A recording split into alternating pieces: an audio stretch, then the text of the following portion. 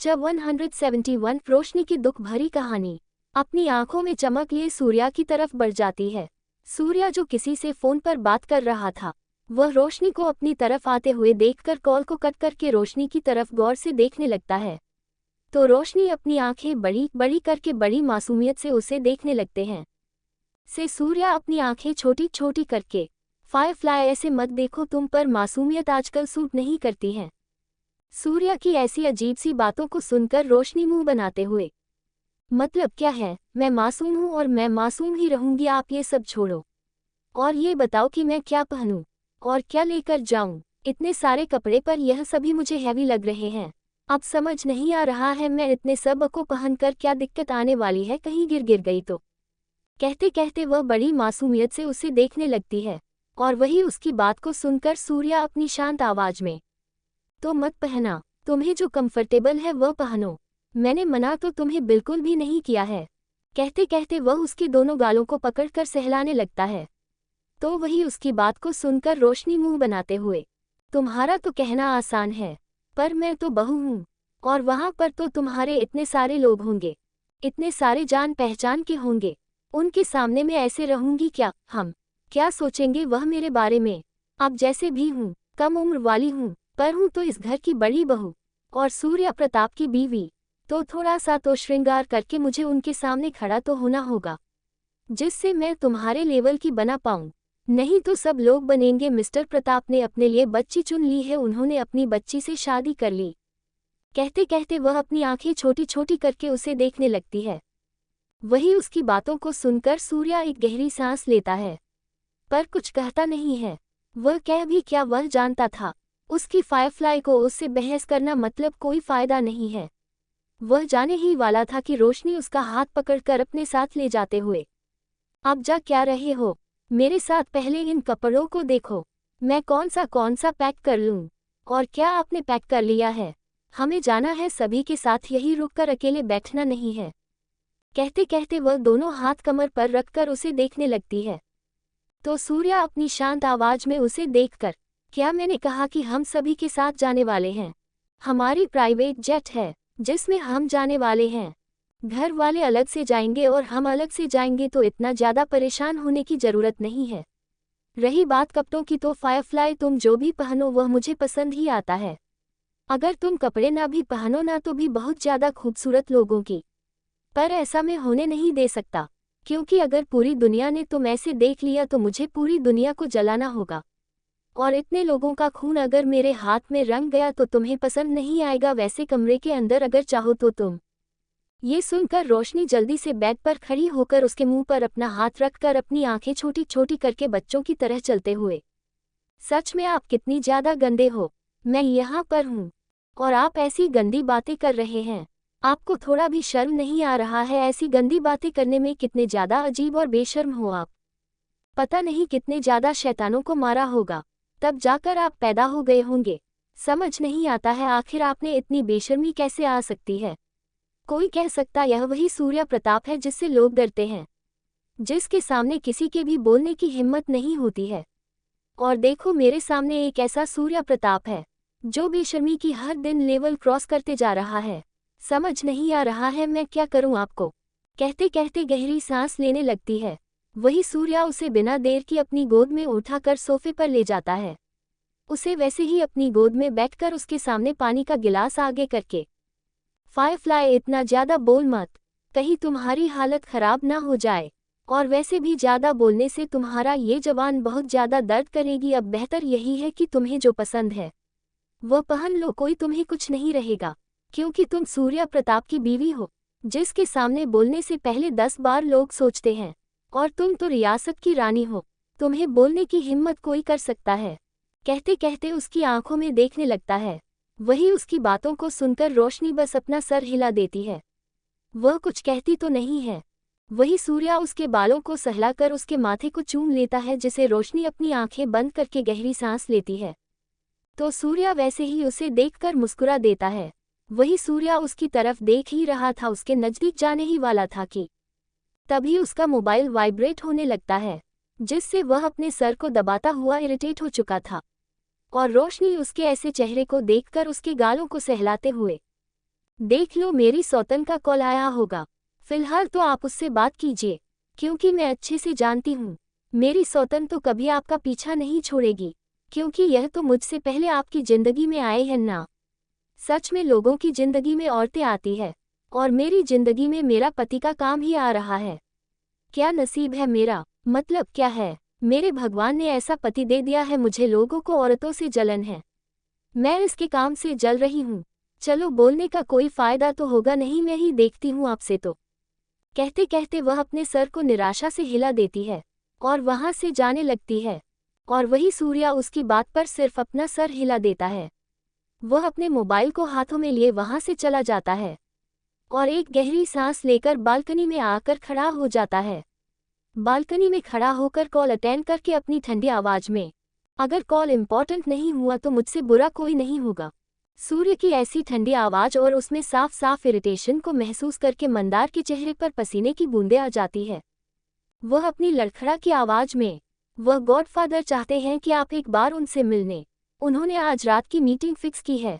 वह चाहते हैं कि एक बार आप उनसे मिली है, जिसके बाद वह यहाँ से इटली जाना चाहते हैं, कुछ दिनों के लिए फिर वापस आ जाएंगे। सूर्या उसकी बात को सुनकर अपने सर को दबाते हुए खुद से ही, ये गॉडफादर इसे समझ नहीं आ रहा है क्या, मैं एक बार काम हाथ में ले लिया उसके बाद मुझे मिलना पसंद नहीं है। कहते कहते एक गहरी सांस लेकर अपनी ठंडी मगर गहरी आवाज में उसे कहूं कि मैं मिलने को तैयार हूं, पर याद रखना मीटिंग ज्यादा देर तक नहीं चाहिए, क्योंकि तुम जानते हो ना कल कहां पर जाना है, और सारा काम हो जाना चाहिए मेरे आने के बाद, कुछ भी बदले। वैसे तो आने के बाद हर कुछ बदलने वाला है, पर मेरी तरफ से कुछ नहीं बदलना चाहिए। कहते हुए वह कॉल कट करके खुद को शांत करता है और वहां से कमरे के अंदर जाकर रूम की तरह बढ़ते हुए, फायरफ्लाई मुझे कुछ काम आ गया है, मैं आ जाऊंगा, रात को लेट हो जाएगा, और हाँ मेरी बैग तुम ही पैकिंग करना। कहते हुए वह क्लोजिंग रूम की तरह बढ़ जाता है। क्लोजिंग रूम में आकर बिजनेस सूट पहनकर वह बाहर आता है तो रोशनी वैसी ही खड़ी उसे देख रही थी।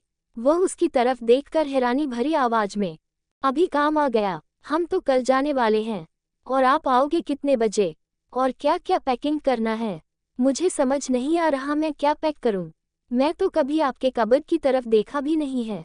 कहते वह परेशानी से उसे देखने लगती है तो सूर्या उसके पास है, फिर उसके कमर पर अपने दोनों हाथ रखकर उसकी नशीली आंखों में देखते हुए, तुम्हें जो भी पसंद आए उसे पैक कर लो, मैं उसे ही पहन लूंगा, और खाना खाकर सो जाना, शायद थोड़ा देर हो सकता है, पर मैं तुम्हें अपनी बाहों में लिए सोना कभी नहीं छोड़ सकता। कहते हुए उसे एक आंख मारकर उसके होठों पर एक हल्की सी किस करके वहां से चला जाता है। वही उसकी बात को सुनकर रोशनी बस उसे देखे जा रही थी। वह अपना सर हिलाते हुए, खुद एक गहरी सांस लेकर अपना सर हिलाते हुए, इस आदमी को समझना क्यों इतना मुमकिन नहीं है, अब मैं कैसे इसके कामों को करती बैठूं, पर चलो मुझे कुछ तो करना पड़ेगा, नहीं तो फिर यह गुस्सा हो जाएगा और पता नहीं कब आएगा। सच में इंसान ने ना मेरा सर में दर्द कर दिया है, अब पता नहीं कहाँ पर चला गया है और कब आएगा। कहते वो खुद से ही बातें करके गहरी सांस लेकर वहां से सूर्या के कपड़ों को पैक करने में लग जाती है। उसके कपड़ों को पैक करके वह एक एक करके बैग में डाल देती है और वैसे ही अपने भी कपड़ों को डालने लगती है। करीब 2 घंटे की मेहनत के बाद रोशनी ने 5 बैग रेडी करवाए थे, जैसे खुद के 3 और सूर्य के 2। उन बैगन का एक साइड रखकर वह बेड पर फैलकर अपनी आंखें बंद करके गहरी सांस लेती है। तभी उसका मोबाइल बजने लगता है, जिससे उसका मुंह बन जाता है रोनी जैसी शक्ल बनाते हुए खुद से ही, आखिर कौन मुझे परेशान कर रहा है, चैन से बच्चे को आराम भी नहीं करने देते हैं ये लोग। कहते कहते वह बच्चों की तरह मुंह बनाकर मोबाइल को अपने हाथों में लेकर देखी है तो मयंक का कॉल था। उसे स्पीकर पर रखकर अपने दोनों हाथ अपने सर के पीछे करके अपनी आंखें बंद करके, अब बोलो कॉल क्यों किया है, पहले मेरा सर बहुत ज्यादा दर्द कर रहा है, इतनी सारी पैकिंग और ऊपर से मेरे पति की पैकिंग। हाँ, उसने तो कह दिया है कपड़े निकालो जो तुम्हें सही लगे, जो तुम्हारे पास पहन लूंगा है, वह मैंने डाल दिया, अब तुम क्यों मुझे परेशान कर रहे हो, कौन सी आफत मच गई जो तुमने मुझे अभी कॉल किया। फायरफ्लाई अब तुम मेरी बीवी हो। जैसे खुद के 3 और सूर्य के 2। उन बैगन का एक साइड रखकर वह बेड पर फैलकर अपनी आंखें बंद करके गहरी सांस लेती है। तभी उसका मोबाइल बजने लगता है, जिससे उसका मुंह बन जाता है रोनी जैसी शक्ल बनाते हुए खुद से ही। आखिर कौन मुझे परेशान कर रहा है, चैन से बच्चे को आराम भी नहीं करने देते हैं ये लोग। कहते कहते वह बच्चों की तरह मुंह बनाकर मोबाइल को अपने हाथों में लेकर देखी है तो मयंक का कॉल था। उसे स्पीकर पर रखकर अपने दोनों हाथ अपने सर के पीछे करके अपनी आंखें बंद करके, अब बोलो कॉल क्यों किया है? पहले मेरा सर बहुत ज्यादा दर्द कर रहा है, इतनी सारी पैकिंग और ऊपर से मेरे पति की पैकिंग। हाँ, उसने तो कह दिया है कपड़े निकालो जो तुम्हें सही लगे, जो तुम्हारे पास पहन लूंगा है वह मैंने डाल दिया। अब तुम क्यों मुझे परेशान कर रहे हो? कौन सी आफत मच गई जो तुमने मुझे अभी कॉल किया? ये सुनकर मयंक मुंह बनाते हुए, मैडम ये कब फोन किया था कि तू कब आने वाली है? वैसे तो अब मुझे कॉलेज अकेले ही जाना पड़ेगा, वैसे पैकिंग वगैरह हो गई है, तेरी याद भी आ रही थी, इतने दिन तुझे बहुत मिस करूंगा। कहते कहते वह उदास हो जाता है। वही उसकी ऐसी बातों को सुनकर रोशनी मुंह बनाते हुए, तुम तो ऐसे बात कर रहे हो जैसे मैं तुम्हें पूरी जिंदगी छोड़कर जाने वाली हूँ। वैसे भी तुम्हें क्या लगता है मेरा पति मुझे छोड़कर जाने देगा? मैं आ ही जाऊंगी और तब तक तुम देख लेना, अगर कोई तुम्हें परेशान करे तो मुझे कॉल कर देना। और रॉकी और उसका वह पागल दोस्त जिसके पास दिमाग नहीं है, उसने कुछ कह दिया तो उसका सर फोड़ देना, कुछ हो गया तो मैं हूं ना, मैं हैंडल कर लूंगी, तुम्हारी दोस्त अभी भी जिंदा है। कहते कहते वह मुस्कुराने देती है और वही मुझे बातों को सुनकर मयंक अपने कमरे में बैठा मुस्कुराते हुए, अच्छा मेरे दोस्त तो अभी गुंडागर्दी करने पर आ गई है। वैसे प्लान तो अच्छा है, एक दो मदद तो मैं कर ही सकता हूँ, तुम हो ना मेरे साथ। वैसे मैं क्या सोच रहा हूँ कि जल्दी आ जाना, बहुत मिस करूँगा। और कल तो तुम्हारे नहीं वाली हो, और क्या पता तुम मेरा कॉल भी नहीं अटेंड करोगी, तो इसी वजह से मैं तुम्हें कॉल कर दिया। अब चलो मुझे खाना बनाना है, घर पर कोई भी नहीं है, सब लोग बाहर गए हैं। कहते हुए वह कॉल कट कर देता है। रोशनी उसकी बात पर बस अपना सर हिलाकर है मुस्कुराते हुए कॉल को कट करते हुए खुद से ही, पागल है पर उतना ही प्यारा है। सच में उसकी जिंदगी में कौन आएगा? मुझे तो इसकी जिंदगी में बस खुशियां ही चाहिए, बाकी कुछ और तो मांगती नहीं हूँ। मैं काश मेरी कोई नंदन होती तो उसके साथ उसकी सेटिंग करवा देते। कहते कहते रोशनी उदास हो जाती है, फिर खुद से ही बातें करते हुए मुस्कुराकर बैग पैकिंग किए थे एक सेट रखकर सोफे पर बैठ जाते हैं और अपनी आंखें बंद करके वहीं पर लेट जाते हैं। सूर्या जो किसी फाइल को लेने के लिए रूम में आया हुआ था, वह जब रोशनी को ऐसे सोते हुए देखा है तो कुछ सोचकर अपने कदम उसका बढ़ने लगता है। वह दोनों हाथ पहन के पॉकेट में डाले उसकी तरफ जाने लगता है।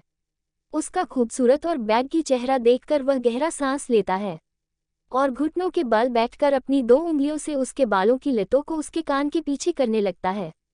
उसकी आंखों में पागलपन था, एक जुनून था और कहीं ना कहीं मोहब्बत की आगाज भी हो चुका था। वह वैसे ही उसके चेहरे को बड़ी शिद्दत के साथ देखने लगता है। तभी रोशनी की आंखें खुल जाती है। वह जैसे ही अपनी आंखें खोलता है और सामने इतनी ज्यादा भयानक और डरावनी आंखों देखी है तो वह जल्दी से सोफे पर बैठकर अपनी नीली आंखें बड़ी बड़ी करते हुए, सच में अपने एक दिन आंखों से मेरी जान ही निकाल दोगे? ऐसा कोई किसी को देखा है क्या? नींद में होने का बहुत अच्छे से फायदा उठा रहे हो, मतलब मैं नींद नहीं और आप मुझे ऐसे देख रहे थे, कितनी गंदे हैं आप। कहते कहते वह अपनी आंखें छोटे छोटे करके उसे देखने लगती है तो सूर्या बड़ी मासूमियत बड़ी मुस्कुराहट लिए, फायरफ्लाई अब तुम मेरी बीवी हो तो तुम्हें नहीं देखेगा तो किस देखूंगा? वैसे सोते हुए बहुत खूबसूरत लगती हूँ, नजर ही नहीं हटी है तो इसमें मेरी क्या गलती है? वैसे पैकिंग तो हो गई होगी तो कुछ खलो थक गई होगी इतनी सारी पैकिंग करके। रोशनी पर अपना सर हिलाकर अपनी उंगलियों का आपस में जोड़ बड़ी मासूमियत से अपनी नीली आंखें बड़ी बड़ी करके उसे देखते हुए, वैसे मैंने सारी पैकिंग तो कर दी है, आपका बिजनेस सूट लिए हैं, आपके जो घर पर कपड़े पहनते हैं वह लिए हैं। और कहते कहते उसका चेहरा लाल लाल टमाटर की तरह होने लगता है और वही उसकी बातों को सुनकर सूर्या अपने होठों पर एक मुस्कुराहट लिए शरारती बड़े अंदाज में, और क्या लिया है फायरफ्लाई? और भी तो कपड़े थे, तुमने उन्हें नहीं लिया? अगर उन्हें नहीं लिया तो मैं पहन लूंगा क्या? कहते कहते बड़ी उदासी भरी चेहरे के साथ उसे देखने लगता है और वही उसका ऐसी बातें और उसका चेहरा देखकर रोशनी अपनी आंखें छोटे छोटे करके, मुझे पता है आप मुझे तंग कर रहे हैं और मैंने वह कपड़े भी ले लिया, अब ज्यादा बनिए मत मेरे सामने, मैं जा रही हूँ खाना खाने, मुझे बहुत ज्यादा भूख लगी है, आपकी तरह तुम नहीं हूँ मैं। कहते कहते वह वहां से चली जाती है और वही रोशनी के टमाटर की तरह लाल हुए चेहरे को देखकर सूर्या के होठों पर एक मुस्कुराहट आ जाती है। वह उसे जाते हुए देख रहा था, फिर अपने मोबाइल को अपने जेब से निकालकर कुछ टाइप करने लगता है और वहां से खुद भी कमरे से बाहर निकल जाता है। जिस फाइल को वह लेने के लिए आया था, वह फाइल भी लेकर वह स्टडी रूम में रखकर एक गहरी सांस लेता है और वहां से चला जाता है। वहीं दूसरी तरफ मंदार काम करके अपने अपार्टमेंट की तरफ आ रहा था। क्योंकि सुबह उसे जो जैसलमेर जाना था, इसी वजह से वह फटाफट से अपनी पैकिंग करने के लिए अपार्टमेंट की तरफ चला जाता है। जब वह अपार्टमेंट के सामने आता है तो मानिक पहले ही अपने रूम के डोर से टेक लगाए हुए खड़ा था।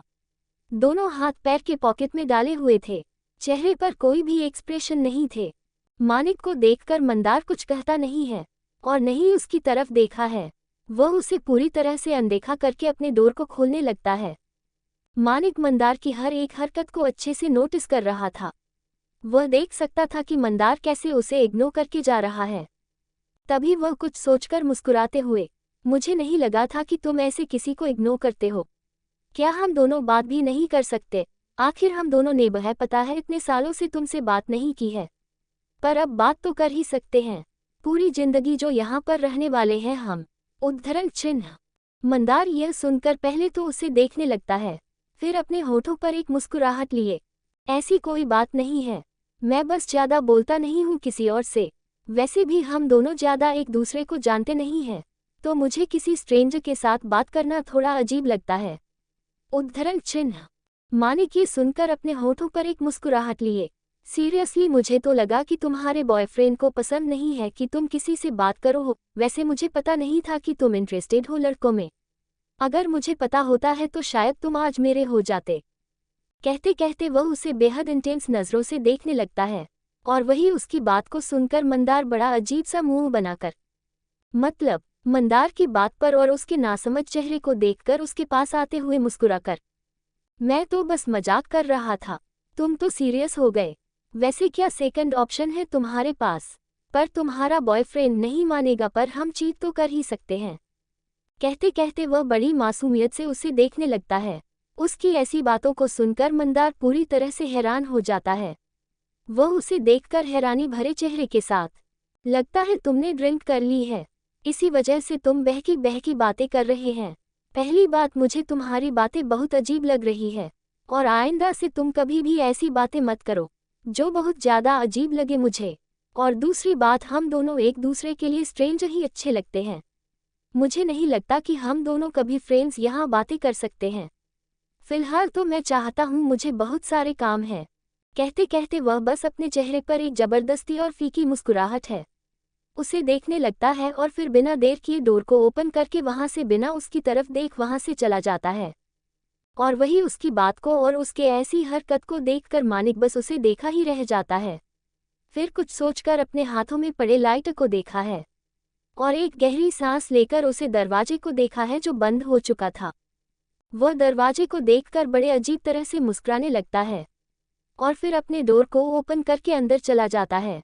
और वही मंदार अपने सीने पर हाथ रखकर वही सोफे पर पहले बैठ जाता है, फिर किचन से पानी लाकर उसे पीने लगता है।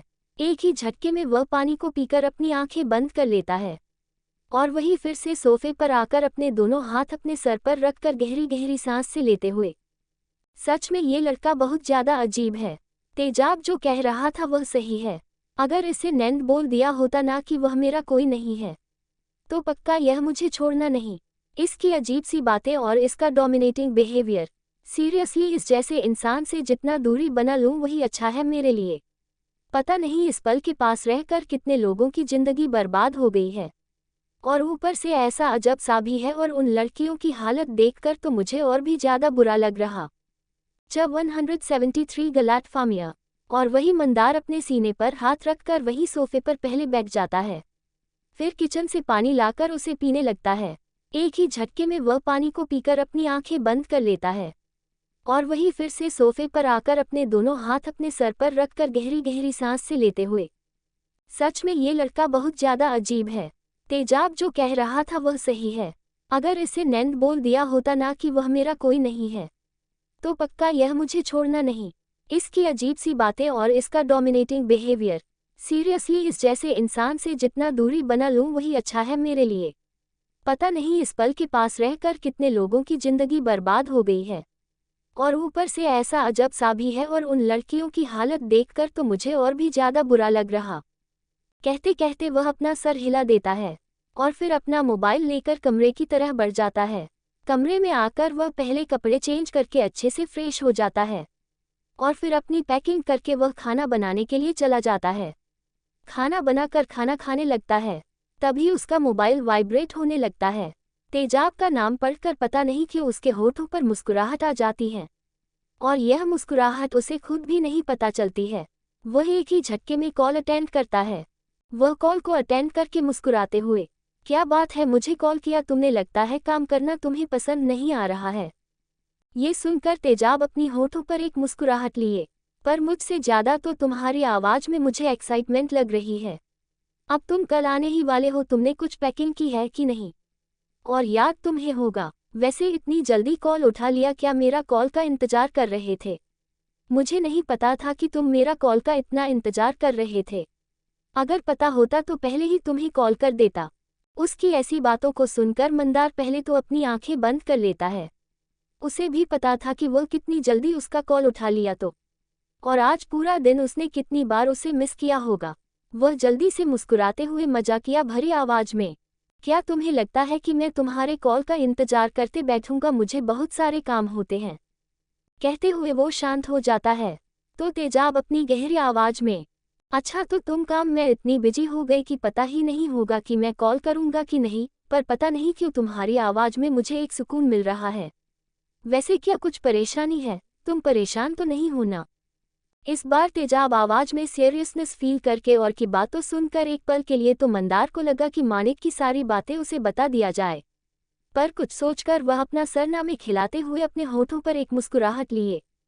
मुझे क्या होगा और कौन सी परेशानी होगी? मैं कोई अबला नारी नहीं हूँ जो मुझे कोई परेशान करेगा, और मैं परेशान होता रहूंगा। और तुम ये टिपिकल हस्बैंड की तरह बात करना छोड़ दो, क्योंकि हम दोनों के हस्बैंड वाइफ नहीं है जो तुम ऐसा बोल रहे हो। वैसे अब मैं कॉल रख रहा हूँ, मुझे बहुत गहरी नींद आ गई है। अगर मैं अभी सोने नहीं गया तो मैं पक्का यहीं पर सो जाऊंगा। चलो बाय, कल मिलते हैं। सी मंदार इतना ही बोल पाया कि तेजाब की साइड से उसे किसी लड़के की आवाज़ सुनाई देती है, जिसे सुनकर मंदार के हाथों की मुठ्ठियां बन जाती है। वह थोड़ा गुस्से बड़े और अटपटी आवाज में, क्या बात है, एक तरफ तो मुझे कहते हो कि तुम मेरे हो और दूसरी तरफ अपनी अय्याशी को बहुत अच्छी तरह से पूरी करते हो। मुझे नहीं पता था कि तुम ऐसे भी लड़के हो। वैसे मैंने देखा तो था तुम्हें, तो अब क्या ही सोचा। चलो तुम बिजी होंगे तो। कहते कहते वह कॉल को कट कर देता है। वही उसके नाराज की भरी बातों को सुनकर और उसने फल की जलन गुस्सा सब कुछ महसूस करके तेजाब अपने सर पर हाथ रखकर अपने मोबाइल को देखते हुए, ये लड़का समझता क्या है, बेबी बॉय तो बेबी बॉय ही रहेगा, चाहे ये कितना भी बड़ा हो जाए। मैं यहाँ पर आया हूँ काम के सिलसिले में, और यह है जिसे सिर्फ यही चल रहा है कि मेरे साथ कोई लड़का है, तो जाहिर सी बात है मैं अय्याशी करूँगा, लड़कों के बीच रहना है तो। कहते कहते वह पीछे वाले लड़के को देखकर गुस्से भरी आवाज में, क्या तुम्हें भी अभी ही यहाँ पर आने की जरूरत थी? कौन मर गया था जो तुम अभी के अभी यहाँ पर आए? चैन से जीने तक नहीं देते। अब बेबी बॉय मेरा गुस्सा हो गया, अब उसे कैसे मनाऊं? तुम लोगों ने ना सच में जीना हराम कर रखा है। खुद से तो कुछ काम करते ही नहीं हूँ, सारा काम मुझ पर ही डाल रखा है। तुम लोगों के पास दिमाग नहीं है क्या? कहते कहते वह गुस्से में अपनी जगह से खड़ा होकर वहां से जाने लगता है। वही वह लड़का उसके उतनी ज्यादा भयानक और गुस्से भरी आवाज सुनकर कांपने लगता है। उसके चेहरे पर पसीना आने लगता है। इस समय तेजाब बहुत ज्यादा भयानक दिख रहा था, और उसे ऐसे देखकर उसके दिल की धड़कन बढ़ने लगी नहीं थी। वह एक गहरी सांस लेकर अपने चेहरे पर आए हुए पसीने को रुमाल से पोंछते हुए उसके पीछे पीछे जाने लगता है। इस समय तेजाब का चेहरा से ज्यादा ठंड पड़ चुका था। उसकी आंखें बहुत ज्यादा जानलेवा थी। एक पल के लिए तो कोई भी कंफ्यूज हो सकता है। जो 2 मिनट पहले इतने प्यार से किसी से बात कर रहा था, वह इतने गुस्से में किसी को करने के लिए 2 पल भी नहीं गवा सकता है। वहीं दूसरी तरफ मयंक के घर में इस समय मयंक ने सारी तैयारी कर रखी थी, क्योंकि रॉकी जो आने वाला था उसे उसने अपने साथ सोने के लिए बुलाया था। वह खाना बनाकर डाइनिंग टेबल पर खाना रख कर बैठते ही वाला था कि तभी दरवाजे पर बल हो जाती है। मयंक को समझने में देर नहीं लगती थी। रॉकी आया होगा, वह उसकी तरफ बढ़ जाता है। डोर को खोलना है और रॉकी को देता है तो एक पल के लिए उसे देखा ही रह जाता है। ब्लैक कलर की ट्राउजर ऊपर वाइट कलर का शर्ट जाते हैं तो उसके ऊपर पहना हुआ था। लेफ्ट कान में बाली पहनी हुई थी। हेलमेट को अपने हाथों में पड़ा हुआ था और दूसरे हाथ में मोबाइल को पड़े वह कुछ देख रहा था। रॉकी को देखकर एक पल के लिए वह तो देखा ही रह जाता है, फिर अपना गला को खरखराने लगता है, जिससे रॉकी अपना ध्यान मोबाइल से हटाकर उसे ऊपर से नीचे तक देखकर बड़ी ही दिलकश मुस्कुराहट लिए। वैसे घर के कपड़े में भी बहुत ज्यादा हॉट लगते हैं, ऐसे बाहर मत जाया करो, लड़कियां पागल हो जाएंगे। फिर हेडलाइन में आ जाएगा कि रॉकी चौहान ने अपने बॉयफ्रेंड को अपने कैद में कर लिया। ये न्यूज़ हेडलाइन तो क्रॉस कर देती और फिर मेरा बाप मुझे घर से बाहर निकाल देगा। कहते कहते वह मुस्कुरा देता है और वही उसकी बात को सुनकर मयंक अपनी होठों पर एक मुस्कुराहट लिए। कोई मजाक था ना, और वैसे भी अच्छे से जानता हूँ तुम ऐसा कुछ भी नहीं करोगे। बेहतर यही है कि आए हो तो खाकर जल्दी से चले जाओ। मुझे बहुत ज़्यादा नींद आ गई है। तुम्हारी तरह मैं लेट नाइट जागता नहीं हूँ, मेरे लिए नींद बहुत जरूरी है। उद्धरण चिन्ह। कहते कहते वह सिर्फ आंखें दिखाने लगता है तो रॉकी अंदर आते हुए अपने हाथों में एक पैकेट को लाया हुआ था, उसे पैकेट को उसे देते हुए, तुम्हें किसने कहा कि मैं खाकर यहाँ से जाने वाला हूँ? मैं अच्छे से जानता हूँ तुम्हारे मामा 2 दिन के लिए बाहर गए हैं, शादी है तो ये पूरा घर तुम अकेले संभालने वाले हो और अकेले बच्चों को रात को डर ना लगे, इसी वजह से उसका दोस्त उसके साथ रह रहा है। वैसे तो मैं बहुत ज़्यादा शरीफ हूँ, ड्रिंक से दूर रहता हूँ और तुम्हारे पास रहता हूँ। आखिर तुम तो मेरा नशा हो, अब इंसान नशे से कैसे दूर रह सकता है? कहते हुए उसकी गाल पर किस करके अंदर आ जाता है। वह घर को देखा है जो ना ही छोटा था और ना ही बड़ा, मीडियम था। नीचे हॉल था, उसी के साइड की जनता सीधी आता हूँ ऊपर, और ऐसा लग रहा था कि ऊपर कमरे हैं। वह चारों तरफ देखते हुए, वेदे तुम्हारे मामा ने अपनी सेविंग पूरी लगाई होगी इस घर को बनाने में। आखिर मुंबई में घर बनाना इतना आसान थोड़ी है। मैं क्या कह रहा हूँ कि हम जो पैलेस लेंगे ना तो तुम्हारे हिसाब से ही लेंगे। तुम्हें अगर ऐसे घर पसंद है तो बता देना, मैं पहले ही सारी अरेंजमेंट कर दूंगा। आखिर तुम्हें रहना है तो तुम्हें पता होगा कि तुम्हें कैसा चाहिए। वैसे मेरे प्लानिंग तो फैमिली के साथ रहने के हैं, पर अगर तुम नहीं चाहोगे तो हम दोनों भी रह लेंगे, कोई नहीं बात नहीं है। कहते कहते वह सोफे पर बैठ जाता है और वही उसकी बातचीत कर मैं कुछ नहीं कहता है। वह उसकी तरफ पानी का गिलास आगे करते हुए, हो गया तुम्हारा, और वैसे भी मैंने कब कहा कि मुझे फैमिली पसंद नहीं है? मुझे तो फैमिली बहुत ज़्यादा पसंद है, बस ये फ़र्क है कि तुम्हें तुम्हारे फैमिली के साथ रहना पसंद नहीं है। ऐसा तुम कह सकते हो। वैसे क्या जान सकता हूँ कि तुम्हारे फैमिली में तुम्हें कोई चिल्लाता नहीं है? तुम्हारे पापा ऐसे अकेले डिनर करते होंगे तो तुम्हें बुरा नहीं लगता? तुम्हें भी तो उनके साथ रहना चाहिए, वह तुम्हारे पापा हैं। रॉकी यह सुनकर उसे देखते हुए मुंह बनाकर, मुझे पता है, और उन्हें फैमिली से ज़्यादा बिजनेस पसंद है। ज़्यादा से ज़्यादा वक्त वह बिजनेस पर ही लगते हैं, और देखा जाए तो मैं पैलेस में अकेला हूँ। मेरे पापा गए हैं बिजनेस ट्रिप पर और शिवानी गई है मनाली में, तुम्हें तो पता ही है 2-3 दिन के बाद वहाँ ही जाएगी।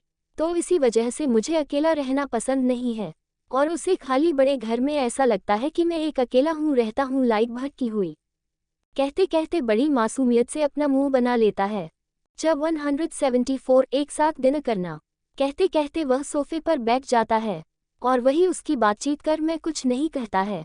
वह उसकी तरफ पानी का गिलास आगे करते हुए, हो गया तुम्हारा, और वैसे भी मैंने कब कहा कि मुझे फैमिली पसंद नहीं है? मुझे तो फैमिली बहुत ज़्यादा पसंद है, बस ये फ़र्क है कि तुम्हें तुम्हारे फैमिली के साथ रहना पसंद नहीं है। ऐसा तुम कह सकते हो। वैसे क्या जान सकता हूँ कि तुम्हारे फैमिली में तुम्हें कोई चिल्लाता नहीं है? तुम्हारे पापा ऐसे अकेले डिनर करते होंगे तो तुम्हें बुरा नहीं लगता? तुम्हें भी तो उनके साथ रहना चाहिए, वह तुम्हारे पापा हैं। रॉकी यह सुनकर उसे देखते हुए मुंह बनाकर, मुझे पता है, और उन्हें फैमिली से ज़्यादा बिजनेस पसंद है। ज़्यादा से ज़्यादा वक्त वह बिजनेस पर ही लगते हैं, और देखा जाए तो मैं पैलेस में अकेला हूँ। मेरे पापा गए हैं बिजनेस ट्रिप पर और शिवानी गई है मनाली में, तुम्हें तो पता ही है 2-3 दिन के बाद वहाँ ही जाएगी।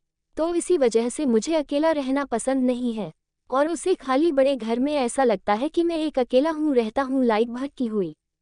कहते कहते बड़ी मासूमियत से अपना मुंह बना लेता है। वही उसे कैसे मुंह बनाते हुए देखकर मयंक की गहरी सांस लेकर तो तुम कुछ ऐसा करो जिससे तुम्हारे पापा तुम्हारे साथ रहे।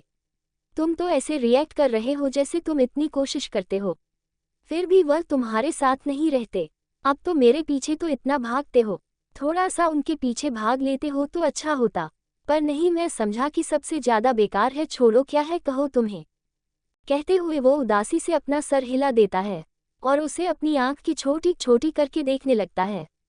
तो रॉकी गहरी सांस लेकर हेलमेट को साइड में रख देता है और अपने जैकेट को निकालकर बड़ी मासूमियत भरी, यहाँ पर मुझे खाना खिलाने वाले हो या ताने सुनने वाले हो, पहले ही बता दो, ये बीवियों की तरह ताने मारना कब छोड़ोगी? मुझे तो आप समझ नहीं आ रहा है शादी के बाद मेरा क्या होगा। लगता है रात का डिनर, सुबह का ब्रेकफास्ट और लंच तुम्हारे टेनों से शुरू होकर तानों पर ही खत्म होगा। अपनी आंखें छोटी छोटी करके उसे देखने लगता है, तो वही उसकी बात कुछ नहीं कर मयंक अपना सर निराशा से हिलाते हुए, तुमसे बोलना मतलब खुद का सर किसी पत्थर पर मरने जैसा काम हो गया।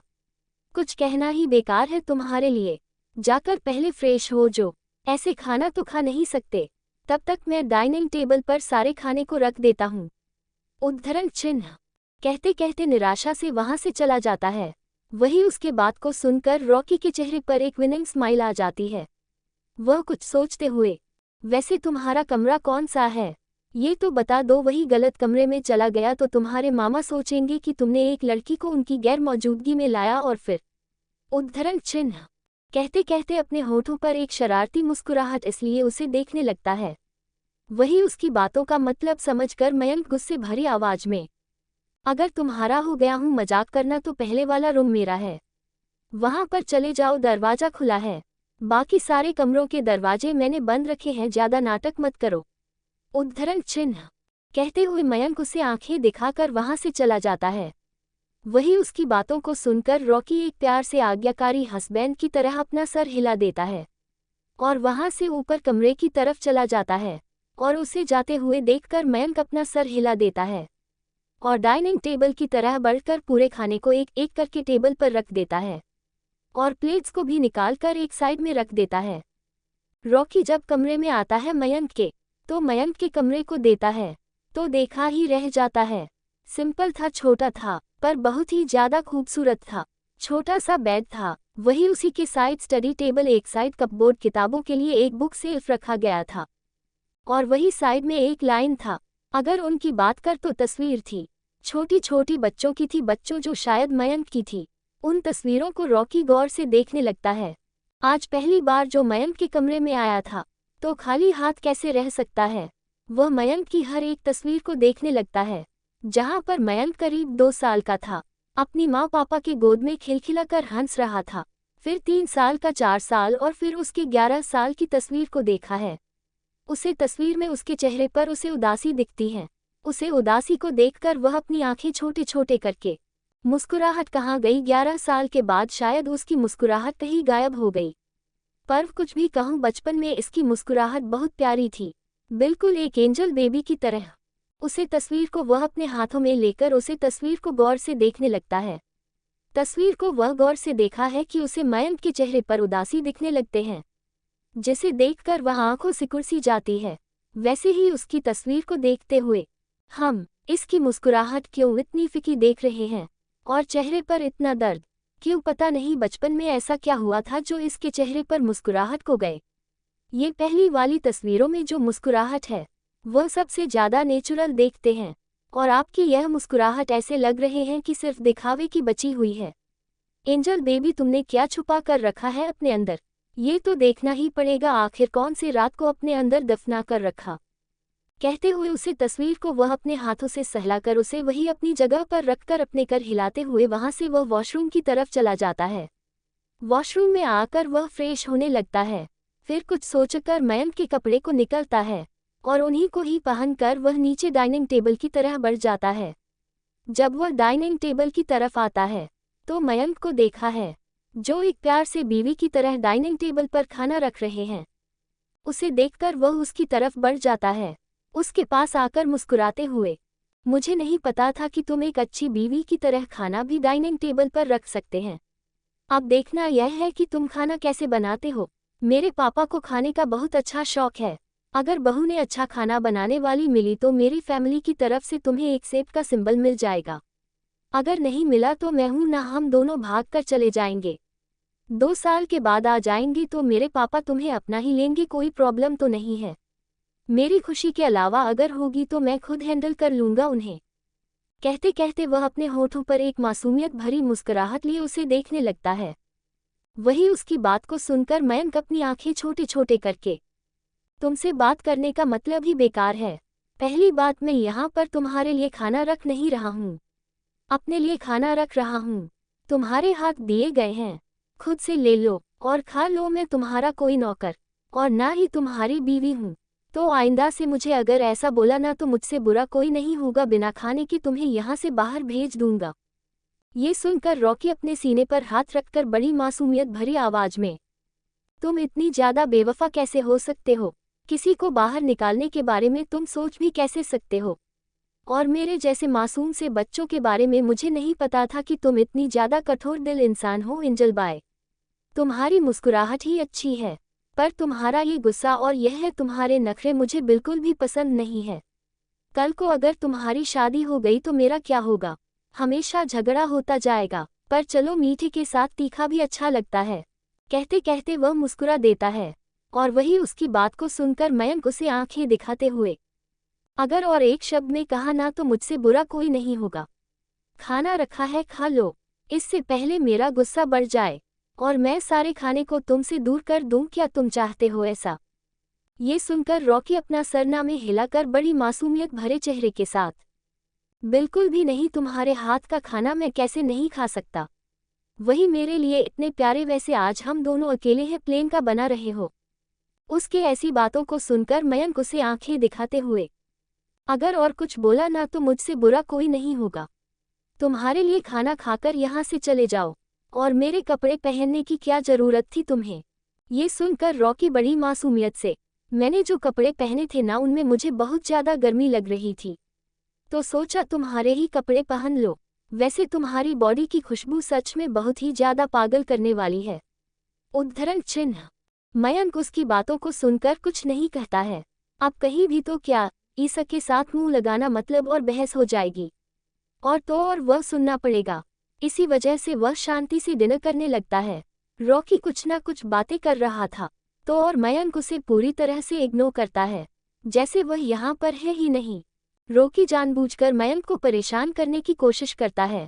ऐसे ही बातें करते करते उन दोनों का डिनर कंप्लीट हो जाता है। मयंक अपनी जगह से खड़ा ही होने वाला था कि रॉकी बर्तनों को अपने हाथों में लिया। तुमने इतना टेस्टी बनाया है, तुम्हारे हाथ बहुत दर्द कर रहे होंगे एंजल बेबी बॉय, तो मेरा भी कुछ फर्ज बनता है कि तुम्हें आराम दूं। तुम पर जाकर हमारा बिस्तर ठीक करो, तब तक मैं बर्तन घिसकर आ जाता हूँ। उद्धरण चिन्ह।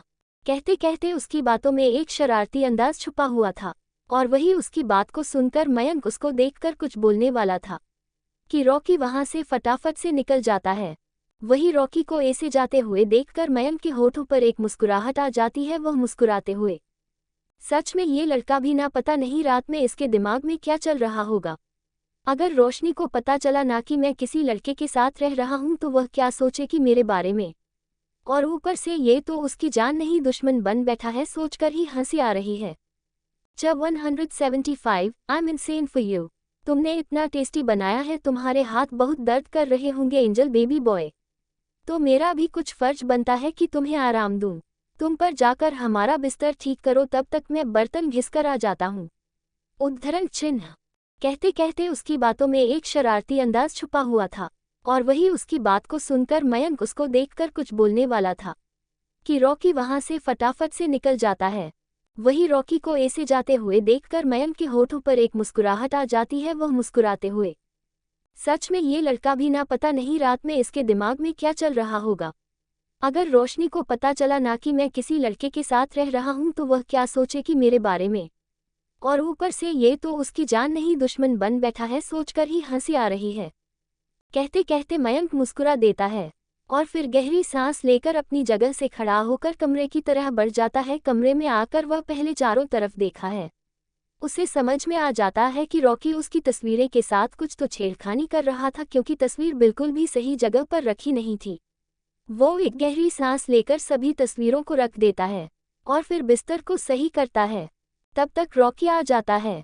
मयंक, जिसकी पीठ रॉकी के सामने थी और वह बिस्तर पर ब्लैंकेट को सही से बढ़ा रहा था, तो रॉकी उसको पीछे से बाहों भर देता है, जिसे महसूस करके रॉकी उसे अपने से दूर करते हुए अपनी थोड़ी गुस्से भरी और नाराज की भारी आवाज में, ये सब क्या है रॉकी, मुझे छोड़ दो, यह क्या बदतमीजी है, मैंने कहा ना मुझे छोड़ो, मुझे काम है, उद्धरण चिन्ह कहते कहते बोल रॉकी को अपने से अलग करने लगता है।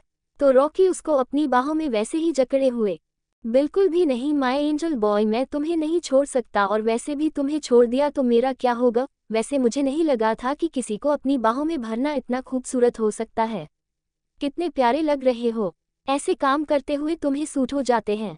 मैं अगर घर पर काम से आऊँगा और तुम ऐसे कमरे में बैठे कुछ काम कर रहे होंगे और मैं पीछे से आकर तुम्हें बाहों में भरूंगा, सो चक्कर ही कितना ज्यादा रोमांटिक लग रहा है मुझे। और इसके आगे वह इतना ही कहा पाया था कि मयंक उसे अपने से दूर कर देता है, जिससे रॉकी का बैलेंस डिसबैलेंस हो जाता है और वह जमीन पर गिर जाता है और मयंक उसे उंगली दिखाकर अपनी आंखें छोटी छोटी करके, सोचना भी मत, नहीं तो मुझसे बुरा कोई भी नहीं होगा और तुम्हारे लिए यही जगह सही है, कहते कहते वह उसके ऊपर ब्लैंकेट और तकिया को देखते हुए, सोचना भी मत, ये ले लो और सो जाओ, नहीं तो दूसरा कमरा खाली है, वहां पर जाकर सो जाओ, मुझे नहीं लगता कि तुम चोरी करने वाले हो, तुम्हारे पास तो इतनी ज्यादा होगी तो जाहिर सी बात है तुम्हें क्या जरूरत पड़ी है हमारे घर को लूटने की। कहते कहते वह ब्लैंकेट को अपने ऊपर डालकर अपनी आंखें बंद कर लेता है और वही उसको ऐसे देखकर रॉकी उदासी वाले चेहरे के साथ, तुम मेरे साथ ऐसे करोगे, इतने सपनों पर मेरे पानी फिरोगे, कितने ज्यादा बुरे होते जा रहे हो एंजल बाय, एक बार अच्छे से याद रखना, शादी होने दो, फिर तुमने जो मेरे साथ किया है ना उसका एक एक करके मैं बदला लेने वाला हूँ। रात को तो तुम्हें सोने नहीं दूंगा और दिन में तुम्हें बिस्तर से उठने तक नहीं दूंगा, तुम्हारी ऐसी हालत होने वाली है। कहते कहते वह उसे अपनी आंखें छोटी छोटी करके देखने लगता है। तो मयंक चिल्लाते हुए, अगर और एक शब्द बोला ना तो इस कमरे से मैं तुम्हें बाहर फेंक दूंगा और कभी भी घर में आने नहीं दूंगा, सोना है तो सो लो, नहीं तो, कहते हुए वह उसे आंखें दिखाने लगता है और फिर से अपने ऊपर ब्लैंकेट को डालकर सो जाता है। करीब आधे घंटे बाद मयंक को कोई अपनी बाहों में भर लेता है। मयंक के होठों पर एक मुस्कुराहट आ जाती है और वही रॉकी उसे अपने सीने से लगाए उसके बालों को सहलाकर उसके माथे को चूमकर वैसे ही उसके चेहरे को देखा है और फिर खुद भी उसे बाहों में लेकर गहरी नींद में चला जाता है। वहीं दूसरी तरफ रोशनी अपना डिनर कंप्लीट करके अपने दोनों हाथ हवाओं में फैला है, अंगड़ाई लेकर कमरे के अंदर आ जाती है। कमरे के अंदर जाकर वह बिस्तर पर जैसे ही सोती है तो सूर्या जाता है। सूर्या आकर पहले रोशनी को देखा है, फिर वॉशरूम में जाकर खुद को अच्छे से क्लीन करके बाहर आ जाता है और फिर वैसे ही बेड की तरफ बढ़ने लगता है। रोशनी ने इस बार अपनी आंखें बंद रखी थी, जैसे वह सोने की तैयारी कर रही हो। अपनी आंखें खोलकर बिस्तर पर जाकर लेट ही गई थी कि सूर्या वहां पर आ जाता है। उसे आते हुए देखकर वह पहले तो इग्नोर करती है, पर सूर्य के हाथ जैसे जैसे रोशनी अपने शरीर पर महसूस करती है तो उसके हाथों को पकड़कर अपनी आंखें छोटी छोटी, आप ये क्या कर रहे हैं, आपको पता है ना कल जैसलमेर जाना है, तो क्या चाहते हैं कि मैं लंगड़ा के पैरों से चली जाऊं, आप ना बुरे होते जा रहे हो, मैं पहले ही बता रही हूं मैं बहुत ज़्यादा थक गई हूं और कल सुबह जल्दी उठना है, तो बेहतर यही है कि अपने हाथ और अपने डिजायर दोनों ही कंट्रोल करिए। कहते हुए वह अपना चेहरा दूसरी तरफ करके मुंह बनाकर सोने लगती है। तो सूर्या बिल्कुल भी नहीं रुकता, उसके तो हाथ उसे पर चले ही जाते हैं। वह अपने हाथों को उसके टी शर्ट के अंदर डालने लगता है और वैसे ही अपने हाथ नीचे की ओर ले जाने लगता है, जिसे रोशनी उसका हाथ पकड़कर उसकी तरफ देखने लगती है।